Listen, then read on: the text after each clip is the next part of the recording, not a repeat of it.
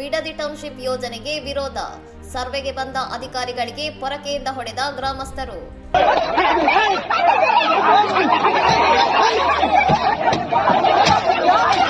ರಾಮನಗರ ತಾಲೂಕಿನ ಮಂಡನಹಳ್ಳಿ ಗ್ರಾಮದಲ್ಲಿ ಬಿಡದಿ ಟೌನ್ಶಿಪ್ ಯೋಜನೆಗೆ ವಿರೋಧ ವ್ಯಕ್ತಪಡಿಸುತ್ತಿರುವ ಗ್ರಾಮಸ್ಥರು ಜಂಟಿ ಅಳತೆ ಕಾರ್ಯಕ್ಕೆ ಆಗಮಿಸಿದ್ದ ಅಧಿಕಾರಿಗಳನ್ನು ತರಾಟೆಗೆ ತೆಗೆದುಕೊಂಡಿದ್ದಾರೆ.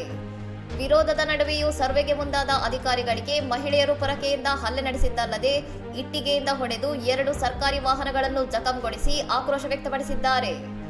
ಯೋಜನೆ ಯಾವುದೇ ಕಾರಣಕ್ಕೂ ಜಾರಿಯಾಗಬಾರದು ಎಂದು ಪಟ್ಟು ಹಿಡಿದಿರುವ ರೈತರು ಮತ್ತು ಅಧಿಕಾರಿಗಳ ನಡುವೆ ತೀವ್ರ ಮಾತಿನ ಚಕಮಕಿ ನಡೆದಿದ್ದು ಪರಿಸ್ಥಿತಿ ವಿಕೋಪಕ್ಕೆ ತಿರುಗಿದೆ.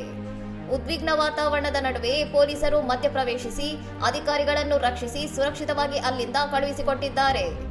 ಘಟನೆಗೆ ಸಂಬಂಧಿಸಿದಂತೆ ಕೆಲವು ರೈತರನ್ನು ಪೊಲೀಸರು ವಶಕ್ಕೆ ಪಡೆದಿದ್ದು ಗ್ರಾಮದಲ್ಲಿ ಬಿಗುವಿನ ವಾತಾವರಣ ನಿರ್ಮಾಣವಾಗಿದೆ.